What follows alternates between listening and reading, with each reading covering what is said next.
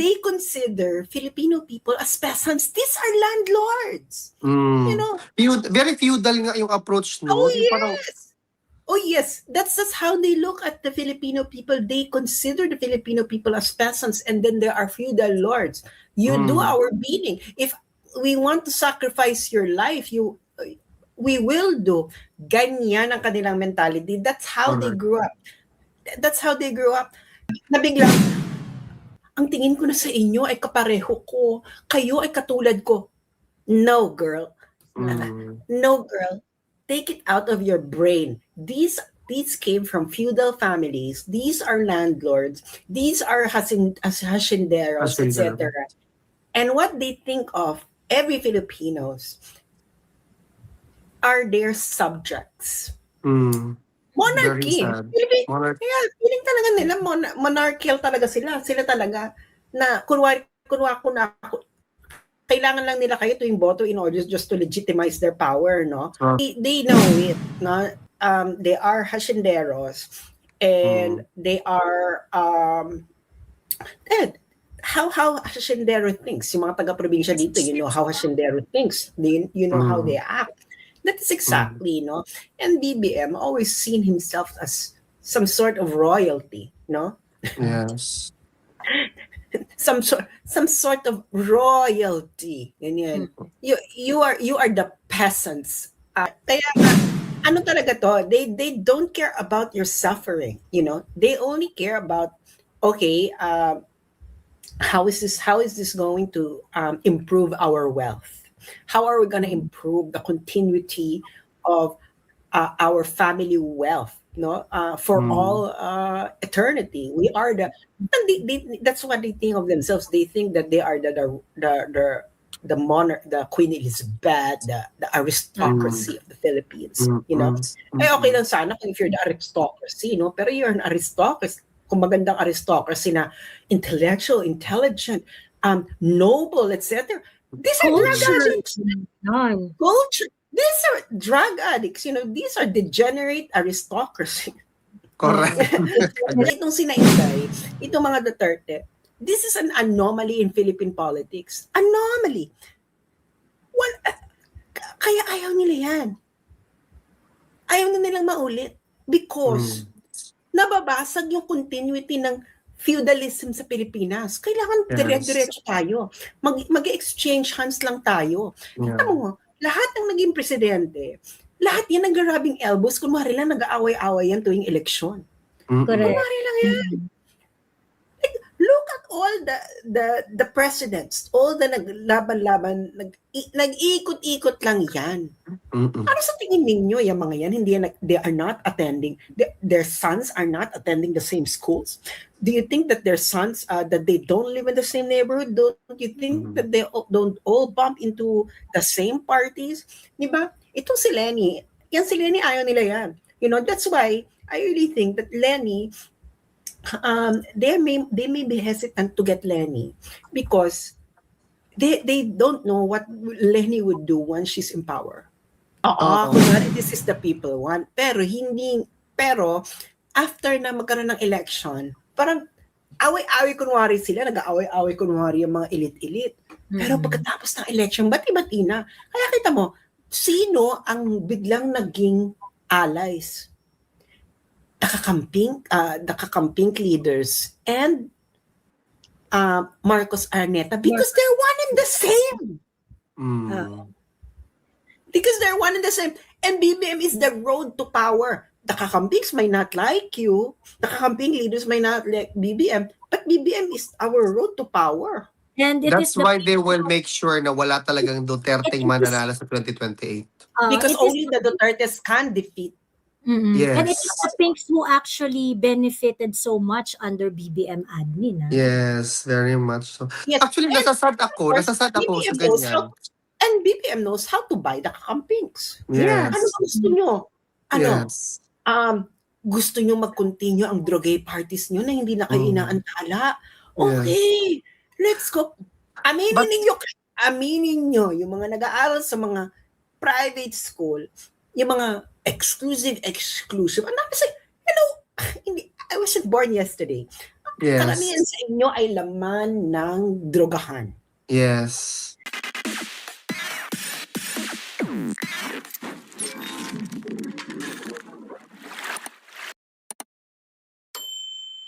Mind you, Joey, another point that parang binabrush off lang nila.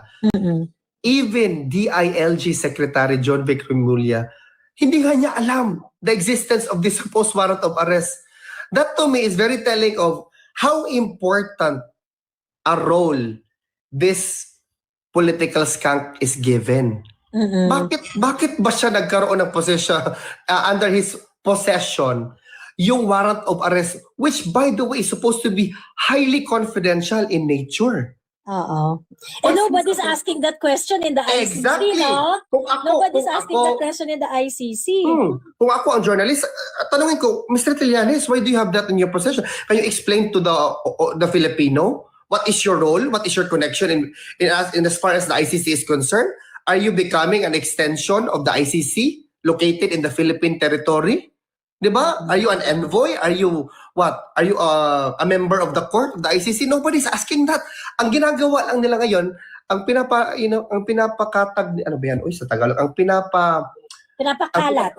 pinapakalat nila sa mainstream media is merong warrant of arrest and there's the Supreme Court denied the TRO and then denied the prayer for TIO sought by Senator Bato, and now there's a directive coming from the DOJ to asking the NBI and PNP and CIDG to capture or arrest Bato without again a local warrant of Warrant arrest. of arrest, oo. That to me is already telling that we are not really a sovereign country anymore.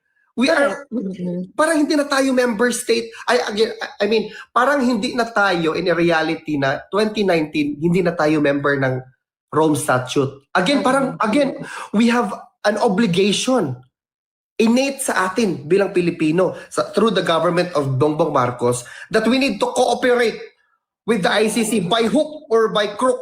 Lahat pwede natin gawin. Dapat capture natin yung Pilipino na yan. Totoo. I-surrender natin yan, ibenta natin yan.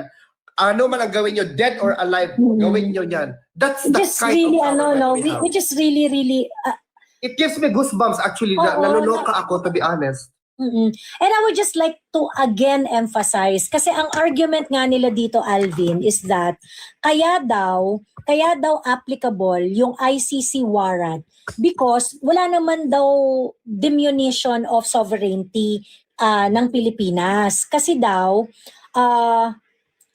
wala naman daw diminution ng sovereignty dito sa Pilipinas dahil yung warrant of arrest daw is hindi naman daw yun warrant of arrest issued by a court of a state. State lang naman daw ang may sovereignty. So ngayon, yung ICC daw is not a state court. Okay? It is an international court daw. So because it is an international court, okay, hindi raw ito usapin ng soberanya because we partake to that international obligation. So therefore, hindi raw nito inaano yung ating soberanya kasi isinuko naman daw natin yung soberanya natin at the time that we became a member of the ICC. Okay? The problem with that kind of argument is, number one, it fails to recognize that we are no longer a member of the ICC. That's the first one. Okay? That is the first one. Second, okay, sovereignty is always going to be understood and taken in the context of Philippine sovereignty. Nabawasan ba ang authority mo sa kapwa mo Pilipino kapag ginawa mo yung interpretasyon na fino-force ninyo sa amin? Yes. So, ang interpretasyon ninyo, gusto ninyong i-apply ang international warrant of arrest dito sa Pilipinas. Ano ang tatamaan dyan? Yes. Ano ang tatamaan yan sa sistema natin? Kapag merong tinamaan yan sa sistema ng Pilipinas, ibig sabihin, ang soberanya mo ay nagkaroon ng diminution. Yes. Nabawasan ang iyong exercise ng soberanya sa sarili mong bansa at sa kapwa mo Pilipino. Okay. If the answer is yes, merong maaapektuhan na local laws if you are going to interpret that kind of argument dito sa Pilipinas, then your sovereignty is being attacked. Mm. Ngayon, yung mga nagsasabi na hindi naman to sovereign, kasi they are looking at the sovereignty of other countries. Wala tayong pakialam sa soberanya ng ibang bansa, Pilipino tayo. Correct. Ang pakialam natin dito, yung sistema ba natin, yung constitution natin, yung local laws natin, tatamaan ba ng application ng international warrant o hindi? Yes. If the answer is yes, then our sovereignty is under attack. Mhm. With those kind of argument na magsasabi na, hindi, international court naman ito, hindi naman. Regardless, tatamaan ba ang karapatan mo bilang Pilipino o hindi? Mm-mm. Kung tatamaan ang karapatan mo, then it is an attack on our sovereignty. So, I just really want to point that out, no? Kasi paulit-ulit na sinasabi yan ng mga abogado Nakakadiri. Ito namang mga Pilipinong abogadong to, nakalimutan nyo na nangako kayo ng fealty to the Philippine Constitution, mga putang ina nyo. Mm-mm. Nakalimutan nyo na ang state policy is understanding our foreign policy. The paramount concern is national sovereignty. Diba? And Joey, to add on, they are conveniently not putting or giving emphasis doon sa doctrine of complementarity enshrined sa Rome Statute. And also, by talking about the warrant of arrest, ang gusto nilang mailagay lang sa isip ng mga Pilipino na para bang obligasyon natin bilang isang bansa, may warrant of arrest sa isang Pilipino, it's our obligation. Mga madam, sir, hindi na nga tayo party to the Rome Statute. Mm-mm. Our collaboration or cooperation to the supposed warrant of arrest is a matter of a decision coming from our government. Mm-mm. Pointing out to Bongbong Marcos. It is a decision. Now, with the DOJ directive asking the NBI and the PNP to arrest Bato, that to me is a clear decision from the executive, from our president, that we are cooperating with the ICC. What's your Just, how are you reason? going to defend that? Exactly. Diba? Kasi, What's your reason from right now that you are cooperating with the ICC arrest warrant? Last year is about the red notice coming from the Yes, Interpol. oo. Right now, last year kasi, ang justification nila, no, we're not a member of the ICC anymore. Hindi namin ini-implement yung ICC warrant. Ang ano namin dito, kasi yung cooperation natin sa Interpol, buhay yung commitment natin doon. So since Yes. Interpol ang nag-request, yun yung reason ni Bongbong before di ba? yes, exactly. Let's not forget that. But right now, talagang si Bongbong Marcos walang bayag. At saka at the same time, walang, alam mo yun, yung parang walang panindigan sa kanyang mga pronouncement. Even, parang his word doesn't mean a thing at all. Alam mo bakit? During the time that he was running for the presidency, all of his pronouncements are, oh no, I do not recognize the ICC. They don't have jurisdiction over the Philippines because according to him, verbatim, sinabi niya, our judiciary is very much robust, alive, and well, it's working. So our magistrates, and we even have, this is actually from a particular parang press engagement with a certain community. Sabi niya na, our even then Chief Justice is also here because I would like to believe that our Supreme Court and magistrates and our Chief Justices or Justices of the Supreme Court are very much capable of handling internal matters, issues sa ating bansa. Pero ngayon, nung nag-surrender sila kay PRRD, ang in-anchor nila yung decision na yon, which is a clear extraordinary rendition. At the same time, you call it kidnapping, you call it surrender, whatever it is that you wanted to call that particular action, anchoring it to the red notice, parang obligation natin sa Interpol. But this time, I'm very curious if they're going to be successful in surrendering Bato or Senator Bongo or the other 8-member list doon sa co-perpetrator. What is your reasoning behind that? Kasi napapansin ko, nililihis Justification. lahat ang issue eh. Ngayon, nililihis lahat doon sa ICC cooperation, warrant of arrest ni Bato. And at the same time, they're advancing their grand plan of pushing for constitutional assembly or term extension or those who actually no voted. election, ano? No Exactly. election. Those who actually voted no for the impeachment of VP Inday were already removed from the respective ano ba yan? Committees Oo. na member sila. These are clear indication that the times associated to what they call rule of law is no longer there. Oo. Kung basta-basta na lang na ganinan mo pala ang tao, Pilipino yan.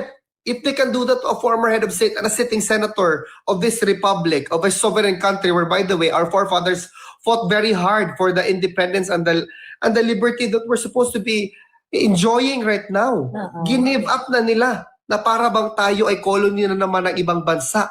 Na takot tayo sa foreign powers or foreign bodies, that we cannot even decide for ourselves how this country is going to go forward. Yan yung mga punto na hindi na dinidiscuss ba sa mainstream media because it's against the narrative. It's against the narrative talaga. Ang ano dito, ang crucial dito, Alvin, alam mo, sa totoo lang, I wonder, ano, kasi ano papunta na to dun sa no election. Papunta na to dun sa no election. Kasi ginawa na nila lahat kay Inday Sara, hindi nila mapapabagsak si Inday. And, you know, Inday Sara is one tough nut to crack. Talagang hindi talaga nila madikdik si Inday eh. And you know, she is the strongest bitch I ever know. Sa totoo lang. Grabe talaga to si Inday. Sobra. Alam mo ikaw, Joey, alam ko ikaw na hindi ka man madali talagang being with you for a considerable amount of time, alam ko, tough bitch ka din. Pero alam mo, si VP, ibang level si VP. Sabi ko talaga, oh my God, ibang level. Oo. Alam mo, hindi na nila talaga makakrack yan eh. Kung hindi nakisama si Inday sa katarantaduhan nila from day one, they were all over her. Hindi makikisama sa kanila si Inday noon, hindi makikisama ngayon si Inday, hindi makikisama si Inday sa kanila bukas. No. Ganon. And so, kung hindi nila maliligpit si Inday Sara through impeachment, they're going to not hold the election instead. Total, sila naman may hawak ng kapangyarihan ngayon eh. They might as well, nandito na rin lang naman tayo, di ba? Because they are noticing na hindi effective ang ginagawa nila. Para nakikita na, oh my God, matatapos despite na and in spite of Exactly. of all the effort to bring her down. Wala na talaga. Imagine, mag-start pagod ang impeachment July. Kung sa July pa mag-start ang impeachment. Pre-trial. Magkakaroon pa ng pre-trial muna around June 15. Pre-trial, and then let me look at the expected timeline. Ang sabi ng Bubuit ay, teka lang ha, around June 15, magkakaroon ng mga pre-trial conferences.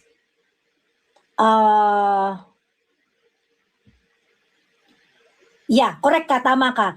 July, first week ng July, ine-expect ang trial proper na mag-start. Ang SONA is going to be held on July 27. Ayun. July, August, September, October, November, December. That's 5 months and then it's 2027. So they're expecting to render a decision before Christmas, for sure. Kasi ang mangyayari dyan, before Christmas dapat, kasi kung mag-decide ka to vote to convict VP Inday, then you will have a Christmas bonus. Yan naman ginagawa nila all the time, di ba? Di ba? Para hindi masyadong alata. So, that's the timeline. It looks like it. Ang dito, Alvin, I don't know na kung tatapusan nila to by before Christmas this year. Pero ang plano raw talaga nila is to stretch it as far as 9 months. 3 months per issue. Yung mga actions kasi na yung mga yung articles of impeachment kasi ni Inday is basically group into 3 categories lang. Yes, oo. So yung action would be on the unexplained wealth, yung threat, at saka yung confidential funds. So iikot yan sa tatlong yan. So ang gusto But lang then, nila if it's 9 months, 3 months daw Joey, per 3 months daw per 3 months per for articles of impeachment. But if that's 9 months, it's until the fiscal year 2026 proposal of budget. 2027, 27. yes. Then that's even more reasonable to do. Kasi yun na yung last Yun na yung last na hold nila sa Yun na yung last na hold nila sa lahat ng mga politiko, the 2027 budget. Ayun. Grabe tong year na to, no? Actually, grabe talaga siya na year. What do you have to say about the effort of Representative Tinio directly targeting first district of Cebu, Davao City? Pulong for an investigation sa flood control. Sinampal ka na nga ng resibo. Gusto mo pang pa-investigahan? Gusto mo pang pa-investigahan. Actually, i-highlight nga rin natin yan, no? Kasi si Tinio, meron bang sinabi si Tinio na ibang bagay aside from attacking the Duterte? Wala. Diba? Especially Kong Pulong. Ang asshole no? That's his assignment. One could question. Yeah, it looks like it. Na yun yung assignment niya talaga. Atakihin si Kong Pulong. And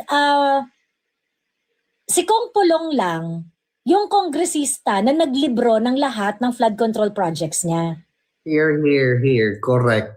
Walang ibang well, sinasabi kasi nila asan yung mga flood control projects sa Davao City, ganyan. O siya. Ito lahat nung nilabi ko na project sa Davao City, lahat nag-materialize.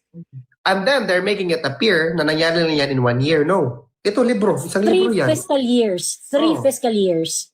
And then hindi nila highlight na in the last 4 years, walang budget ang Davao City. Correct. Conveniently hiding that fact, ha? So they did not even want the whole world to know that. Kaya akala nila na okay, pag gawin natin to sa ama, gawin natin to sa anak na vice presidente, gawin natin to sa congressman, I'm pretty sure gagawin din nila yan sa mayor. Then going down to Kitty. Nandito na pala nandito si Sas, nasa YouTube si Sas. So, doon tayo sa YouTube? Bigyan kita ng lipat ako ng StreamYard. Sige, go. Lipat ako ng StreamYard. Kaso kay AAN live ko tong TikTok. Yung mga nandito sa TikTok, lipat kayo sa YouTube. Okay lang ba? Kasi nandun si Sas Uy, thank you sa nagbigay sa akin ng 100,000 stars. Grabe. Grabe. Oo, sana all. Hindi 1,000. Nakita ko nga sabi ko, ang daming gift. Tapos nakita ko, hindi pala sa akin yun. Sakit naman. Oo, hindi pala sa akin. Sige, doon tayo, Joey, para mas maraming tao makarinig sa mga, especially the point of view of SAS. Okay, lipat tayo sa guys, yung mga nandito sa TikTok, lipat kayo sa YouTube. Okay? Sige.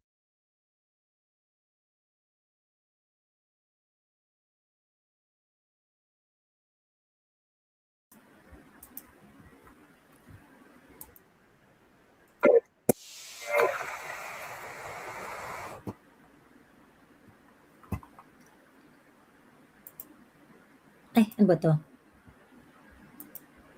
Ayan! Okay, hello. Andito na ako sa YouTube. Teka lang at bibigay ko lang ang link kay Alvin and kay Sas.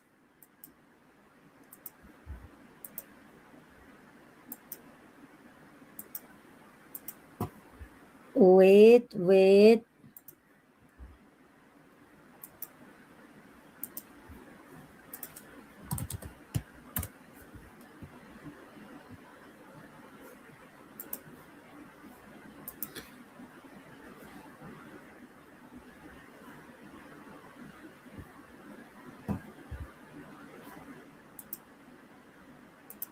Ay, grabe naman ang Facebook.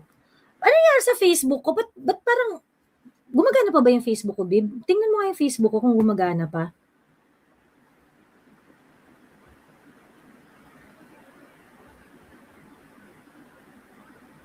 Ang daming limitasyon ng Facebook ko, buwisit.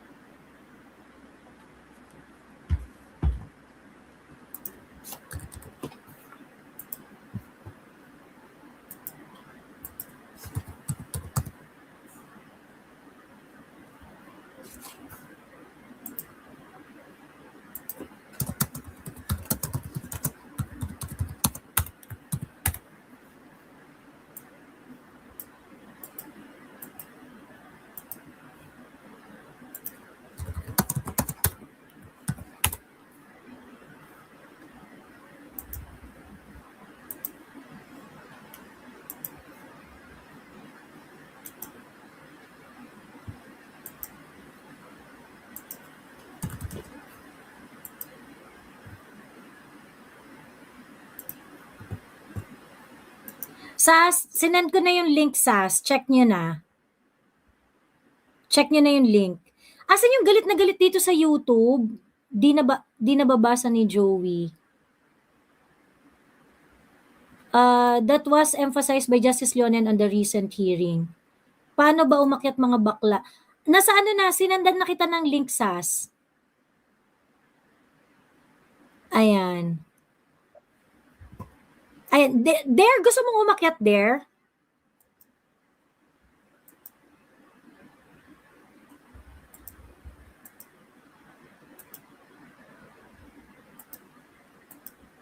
Ayan, hello.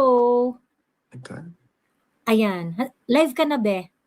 Kaya nga, bakit? Ayan na, eto na Hello, si Sas. everyone. Ayan. Hi, Sas. Oo. Hi, Alvin. Alvin, i-add mo ako sa Facebook. Inad kita, hindi mo ako inood. Actually, inad kita sa Anong name mo? Facebook. Alvin Sarzare? Oh, yan yun. Friend ba kayo ni Joey? Kasi friend lang ni Joey ang ina-add ko eh. Oo, friend kami. Oh, tingnan mo. Tingnan mo. Hindi pa naka-cancel request nga. Oh, hindi pa din. Pending pa din. Yung ano. Oh, na-confirm na kita. Kasi kailangan kita. Kasi kailangan kita yung access sa mga journals, ganyan. It's my pleasure. Of course. Kailangan ko ng help, Alvin, kasi may mga journals na hindi ko ma-access. Baka kaya mo ma-access. Okay, Ano no ba problem. Faculty naman yan si Alvin eh. So, Faculty ka na, Alvin? Ano lang, guest lecturer. I guest lecturer. Doctor ka na ba? Dr. Alvin? Hindi, magdo-doctorate pa lang, pero grabe, hindi ko kaya yung level mo. Tutor. No, hindi talaga. Guest lecturer, parang nagtuturo ako ng mga modules for fast track Anong European level? credits. HBO lang. HBO. Hindi VO. HBO level lang. Okay. So makaka-access ka ng mga journals. Oo, sa school ko. Naman. Hello Ayan. mga bakla. So Lord, nandito na naman tayo. Yes. Ang daming, Tapos parang you graduating pala, by the way. kung kailan ko gusto. Invite mo naman kami sa party mo, Sas. Bakla ito Ano? si Joey, pupunta daw ng May. May 23 na, Joey. Actually, kaya hindi na ako nagtitiwala sa mga to, sabi pupunta ng April. Hindi, pupunta ng February. Okay, ano na lang, Sans, May. Tatapos na yung May. Wala pa rin. Ay, hindi na ako nagtitiwala sa mga ganyan-ganyan. Actually, Unless si Joey, puntahan mo sa Pilipinas, Alvin, tapos kidnapin mo, sakay mo na sa hotel. Correct, totoo. Oo nga, no? Why don't we do that, Joey? oo. Punta ka namin dyan. Oh, yan si Alvin eh. Kita mo, ang dami, ayoko ng mga pangako. Hello mga bakla, Diyos ko Lord, ang dami nangyayari. Alam mo yung feeling ko, alam mo hindi na talaga to kaya ng buwan namin. Nahihilo na ako sa kung ano-anong kaganapan. Oo. Like, sinabi ko na sa inyo, personally itong galit talaga kay Bato ng BBM admin kung bakit siya kailangan tugisin. Kasi, hello, November 2025, nandiyan na pala yung warrant kuning-kuning. Tapos hindi kayo nagganyan ka perseguido nun. Bakit? Baka kasi talaga, ang nila, huwag ka naman magpakita, hindi ka namin hulihin. Kasi nga talagang niluluto talaga nila yung nagsasubtract talaga sila ng mga tao sa Senado. Bigla nagpakita si Bato. Kasi may talaga, So, may pagsuway talaga sa kagustuhan ng Malacanang. May pagsuway? This is the Senate na fully independent. Yung majority na Senate ngayon. Yeah. This is the Senate Kasi nga, na walang I mean, with all due respect kay Cheese, pero si Cheese, he tried to balance kasi the Senate and Malacanang. Kaya nga 'di ba naging cupbearer siya ni Lisa and things like that. So makita mo, si Cheese at that time, nung Senate President siya, part ng agenda niya is to balance yung kung ano yung bet ng Malacanang. But this kind of Senate, the Cayetano-led doesn't give a fuck sa Malacanang. Correct. Diba? Pero kaya, kasi hindi man siya ang bet na maging Senate President. Kaya kung sabi sa inyo, ang pagde-defrost ng frozen fruits and vegetables ay more than 6 years ang kailangan. At least 2 presidency, no? At least 2 presidency. Kasi nga, malaki yung Andalusia. Hindi siya po pwedeng baklang isang withdrawhan mo lang, baklang magkakaroon ng bank run, magkakaroon ng bonggang-bonggang effect ito dun sa bangko. And so, ano talaga to? For me talaga, that is the motivation. Hindi itong, pagtatakpan nila yung flood control. That's just barrier. That's just barrier for what they are after, which is the total frozen fruits and vegetables, no? So meaning to say, yung mga foreign friends nila, yan yung mga requirements for them to be able to access the frozen fruits. Nagawin ito sa Pilipinas. One of the many things. Oo, of course. Siyempre, di ba? Siyempre, nagkaroon na yung quid pro quo. Ganun ba? Sige, bibigyan ko kayo ng carry ko sa inyong mga bases, ganyan. Pero, anong kapalit? Yeah. Aawayin ko ang China, ang kapitbahay ko, tapos ganun-ganun na lang. Ano to, happiness? Ganyan. Yeah. Ano to, solidarity of the sisterhood, traveling pants? Traveling ganyan. pants? Yeah. That's true. Kung ikaw ang USA, USA lang ang pwedeng makapag-convince na i-defrost ang frozen fruits and vegetables sa iba't ibang bansa. Sa iba't ibang alkansya. Iba't ibang alkansya, girl. Iba-ibang refrigerator, di ba? Yes. May Condura, may LG. Ano may pa ba? Cabinator. And Sharp. Yes. Syempre, kung ikaw ang USA, sabihin mo, okay, ano natin yan. Pero, ang is, i-defrost. Ganun ba? Defrost. Worth it ba na naman China? Tapos, balahurain ang mga Duterte ng bongga? Yeah. Bakla mga kaluluwa ng mga to. Yeah, wala na talaga. Do you really think that your life would matter to them when what is in it for them is the frozen fruits and vegetables, which is worth several billions of dollars. This is not peso. Several billions of dollars. With quadruple S. Yes. Na hanggang siguro 5 centuries, buhay ang buong pamilya. Buhay ang kanilang generation. Baka nga siguro trillions na yung amount na yan kasi for the amount of time pa na frozen siya, sobrang laki na siguro niyan. For sure. Oo. Sobrang laki na yan. Sobrang laki. Kaya nga matagal siyang, kailangan mo ng mahabang panahon bago siya mag-defrost. So ayun na. Okay, defrost, diba? Defrost natin. Okay. Alam mo, that makes sense, Sas. Kaya siguro itong Walt Disney Palace, di ba parang hindi naman nila tinatapik-tapik masyado yung kamay ni Donald Duck, ni Tammy, di ba? Yeah. Pero siguro I think napikon lang sila kasi parang sloppy eh. Tapos yun nga naging skandalo. Tapos yun nga parang hindi nabibigay yung tamang porsyento. Yung mga Kay ganyan. ma'am siya yan. Yung Kay ma'am. ma'am siya yan.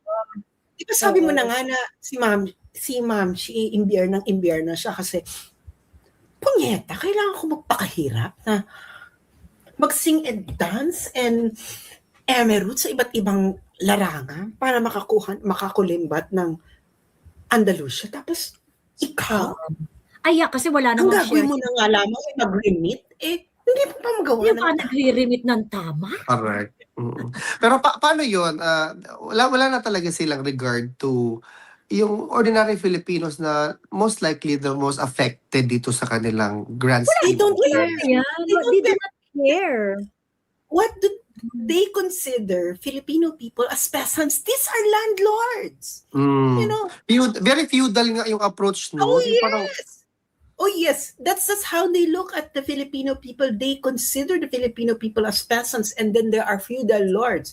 You do our bidding. If we want to sacrifice your life, we will do. Ganyan ang kanilang mentality. That's how they grew up. That's how they grew up. Do you really think that these people grew up the Ernetos grew up knowing that they own Yes. Negros, Bacolod, ganyan. These mentality, ano to, tingin ninyo, these people were gonna grow up and then suddenly change na, oh my God, kakalimutan ko na we own ganito, kakalimutan ko na that we are the ganito. Isipin ko na ang sabihin ng Pilipino. correct. Na biglang, ang tingin ko na sa inyo ay kapareho ko, kayo ay katulad ko. No, girl. No, girl. Take it out of your brain. These came from feudal families. These are landlords. These are hacienderos, etc. And what they think of every Filipinos are their subjects. Monarchy. Feeling talaga nila monarchical talaga sila. Sila talaga na kunwari ko na ako, kailangan lang nila kayo tuwing boto in order just to legitimize their power, no?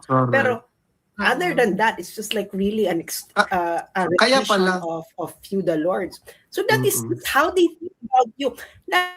That's why I know this for a fact, no? If you are inside their circle, they think that they already own your soul. Kaya pala, no, na... Kaya pag pumalag ka, ay punyeta. Correct, exactly. Yung regard nila sa power, yung power distance nila, grabe ka high. They own you. Super. Kaya pala, yung pag mag-give out na sila ng order din. You don't live in a democracy. No. Kaya pala napapansin ko, pag nag-give out sila ng order, kailangan talaga, by hook or crook, you follow the order. Otherwise, malilintikan ka. And Hindi pwedeng mabali. And pag hindi ka nagsumunod ng according to what they told you to do, may kaso ka. You're going to be dropped like a hot potato, 'di ba? Pag wala ka ng silbi, 'di ba? They know it, no? They are hacienderos and they are how haciendero thinks. Yung mga taga-probinsya dito, you know how haciendero thinks. You know how they act. That is exactly, no? And BBM always seen himself as some sort of royalty, no? Yes. some sort of royalty. Ganyan. You are the peasants after him. May naalala akong commenters ko na sinabi niya sa akin na meron daw siya napanood before, matagal na interview, tapos nakuha na daw si BBM na sumigaw ng peasants. Kumaluan. So wala talaga siya. Kaya nga, ano talaga to, they don't care about your suffering, you know? They only care about, okay, how is this going to improve our wealth? How are we going to improve the continuity of our family wealth, no? For all eternity? We are that's what they think of themselves. They think that they are the the monarch, the Queen Elizabeth, the aristocracy of the Philippines, you know. Ay okay lang sana kung if you're the aristocracy, no? Pero you're an aristocracy, kung magandang aristocracy na intellectual, intelligent, noble, etc. These are drug addicts. Culture. These are drug addicts. You know, these are degenerate aristocracy. Correct. Degenerate aristocracy. Aray, sumabog. Degenerate. So, ganyan talaga. Wala na. Ay, kaya talagang, itong sina Inday, itong mga Duterte, this is an anomaly in Philippine politics. Anomaly. Kaya ayaw nila yan. Ayaw na nilang maulit. Because, nababasag yung continuity ng feudalism sa Pilipinas. Kailangan dire-diretso tayo. Mag-exchange hands lang tayo. Kita mo, lahat ng naging presidente, lahat yan nag-grabbing elbows, kunwari lang nag-aaway-aaway yan tuwing eleksyon. Correct. Kunwari lang yan. Like, look at all the presidents, all the naglaban-laban, nag-iikot-ikot lang yan. Ano sa tingin ninyo, yung mga yan, they are not attending, their sons are not attending the same schools? Do you think that their sons, that they don't live in the same neighborhood? Don't you think that they don't all bump into the same parties? Diba? Itong si Lenny, ayaw nila yan. You know, that's why I really think that Lenny, they may be hesitant to get Lenny because they don't know what Lenny would do once she's in power. That's why they hate the Duterte so much. Because That's why Lenny they is not part of their circle. Correct. Because Lenny is like the Dutertes, they are provincianos, no? Yes. Hindi natin to kasinghutan. Hindi natin mga kasinghutan. Paano natin to? Hindi natin to mga katoto. So maybe Lenny is so intelligent. Pwede ko himas-himasin to mga to para ako maupo sa pingyari. But we don't know what Lenny would do. Diba? Pero, parang mga Duterte, okay, napunta si Duterte dyan, meron, hindi na pwede tumauna. Ano lang ang difference lang ni Lenny doon sa mga Duterte is, si Lenny kasi, hindi mo alam kung anong gagawin ni Lenny, pero si Lenny kasi mahihimas. Yeah. Ang mga Duterte, hindi mo alam kung ano ang gagawin at hindi mo mahihimas. Correct. Exactly. So that's the elite of the Philippines think. No, kailangan paikot-ikot lang sa atin ang kapangyarihan. Kasi kung hindi tayo paikot-ikot lang sa atin ang kapangyarihan, putya, paano matutuloy ang kamkaman? Yes. Diba? Kasi kung, kita mo si Corona, pinamigay mo ang Hacienda Luisita, ayaw mo makinig ka, tanggalin to. Wala akong pakialam, tanggalin to. Natanggal. Hindi ba? Dahil sa Hacienda Luisita. Hindi Filipino people should see what the Philippines as is. It is a feudal country. Kita mo tapos itong mga to kailangan magsunod-sunuran sila, General Torre. Torre is just like, ewan ko yung mga, taga Davao ko ba, Alvin? Butuan. Alam mo to, Alvin, taga Mindanao ka. Oo. Sorry sa mga taga Mindanao, pero alam niyo to, isa sa mga kilala yung ganitong profile ng mga taga Mindanao na gustong-gusto nila ng validation ng Manila. Pag nakapunta sila ng Manila is siya yung type of people na taga-probinsya na gustong-gusto ng validation ng mga Manileño. Ng mga Manileño, na pag nakatapak na ng Manila, akala mo, nilulok down na yung mga taga Mindanao, di ba? Exactly! To a point na nakakalimutan na daw nila mag-Bisaya. Ganyan ang mga tao. Ganyan ang profile ni Torre. Ngayon, ang saya-saya niya na kasi buong buhay niya yun ang gusto niya eh. Kailangan ko ng validation ng taga Manila. And General Torre grew up in that generation. You cannot just simply remove all this habit when you get old. Ngayon, nare-realize siya na yung childhood dream niya. Ano na ako, perfect na elbow. Yes. Big shot. I made it. Kumbaga, I made it to the ranks. I made it in Manila, di ba? In the ranks. I made it in Manila. Who you, di ba? Kaya ngayon, di ba, si si Tori, ay, hindi na siya nagbibisaya. Hindi na nga. Wala nang punto. Oo. Wala nang, Oy, totoo yan, Sas. Kasi marami akong kakilalang ganyan. Nakatira lang sa Maynila ng mga 3 years. Pagdating na sa probinsya, pagbalik, hindi na ako makapagsalita ng Bisaya kasi Tagalog kami everyday. My God, your accent is so Bisaya pa rin. Gabi ka naman. And- That's exactly true. and Totoo yan. And these people, the elite, itong si mga to, alam nila kung paano ka himas-himasin. They know how they can buy you. You need glory, money. We will gonna give it to you, but you need to do our bidding, ganyan. And then they can give it to you because they control the media. They can give you. Gusto mo ng Gusto mo ng popularity? Gusto mo ng ganyan? We can give it to you, but you have to do what we want you to do. It's really sad, no? Ganyan actually? yan. Oo. It's really, really Ganyan sad. yan. Kailangan mong, it doesn't matter if you have PhD or whatever. No. Ganyan, they own the Philippines. Yan ang That's tingin really nila. sad. They own the Philippines. Alam mo, You want to be great? You want to be known? You want to be popular here?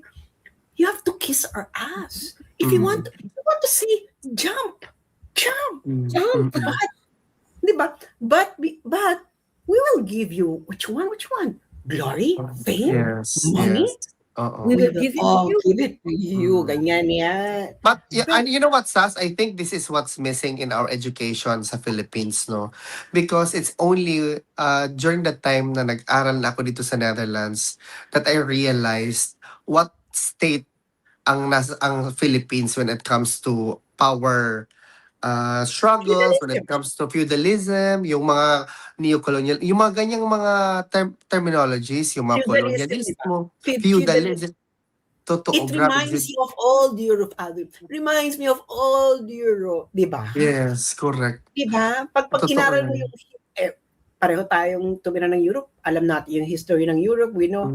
Kita mo talaga, this is like old Europe, like Yes. the nobility that and all of them owns everyone. Like Yes. I own ganyan. Parang French talaga ba? Ganyan.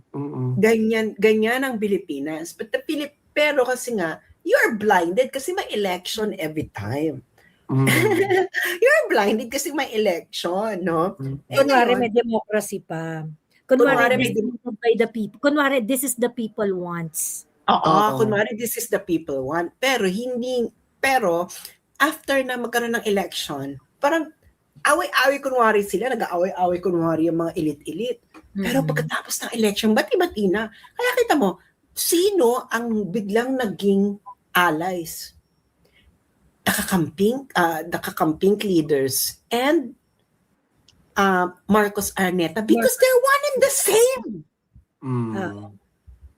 Because they're one and the same. And BBM is the road to power. The Kakampings may not like you. The Kakamping leaders may not like BBM. But BBM is our road to power. And it That's is the, why they will make sure na wala talagang Duterteng mananalo sa 2028. Because it is- only the Dutertes can defeat. Yes. And it is the Pinks who actually benefited so much under BBM admin. Yes, very much so. Yes. Actually, nasasad ako sa BBM knows ganyan. and BBM knows how to buy the Kakampings. Yes. Ano gusto nyo? Yes. Gusto nyo mag-continue ang drogay parties nyo na hindi na kayo inaantala? Okay, let's go. Aminin nyo, yung mga nag-aaral sa mga private school, yung mga exclusive. Kasi, I wasn't born yesterday. Yes. Karamihan sa inyo ay laman ng drogahan. Yes. Lahat ng mga elite na karamihan sa inyo yan ang ganap sa buhay, no? So, ganyan ba ang gusto ninyo? Party every time? O ano pang gusto ninyo?